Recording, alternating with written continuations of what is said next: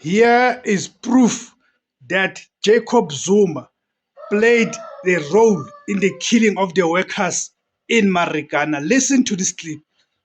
When people talk about Marikana, it looks as if these workers were just standing and the police just came and shot them.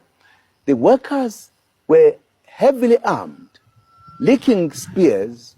They had already murdered 10, including two security and two police. Brutally. You know, Cyril Ramaphosa has been shouldering the blame alone, the blame in terms of the killing of the workers in Marikana. And of course, he should be blamed. He played a major role in the killing of the workers in Marikana, those workers who worked for Lonmin in 2012, because he was the shareholder in Lonmin.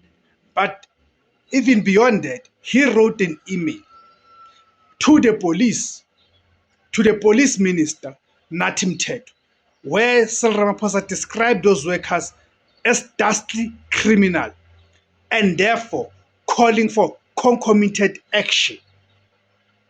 Okay, that part we understand. Now let's look. Who was the police minister at the time? It was Nathi Mthethwa. Who had deployed Nathi Mthethwa to the post of the police minister at the time?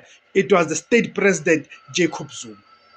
Meaning, Jacob Zuma, at the time, because the president, he is the commander-in-chief of all the armed forces in the country. All right. So it means at the time, who was the commander-in-chief? Who was the commander-in-chief at the time? It was Jacob Zuma. He was the commander-in-chief of the armed forces. Now, because anyone who's ideologically and intellectually inclined, they will know what is the state. They will know what is the role of the state.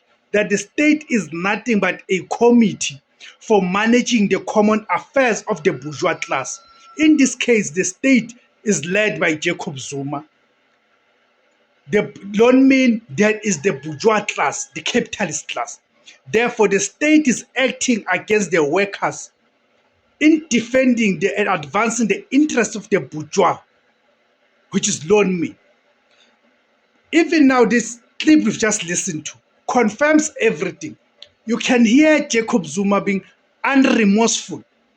He's even going as far as justifying. Here, Jacob Zuma is justifying why those workers had to be killed.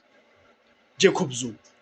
But today, Jacob Zuma and his cult followers want us to believe that Jacob Zuma was the Messiah in that situation, that Jacob Zuma played no role in the killing of those innocent workers. And of course, we've always said that we know people who suffer from cognitive dissonance, that no matter the amount of proof and evidence that you put in front of them, it can never move them. You see? Because they've become victims of their own lies and propaganda. So in this case, Jacob Zuma and Cyril Ramaphosa are equally to blame for the Marikana massacre. Jacob Zuma is no saint. He played a major role in the killing of the workers in Marikana. And this clip is a proof of that. Thank you guys for tuning in. Please remember to comment, like, share, subscribe, and remember to join as well. My name is Tebus Kosana. The name of the platform is Izula Bantundu, the voice for Africans. Thank you very much.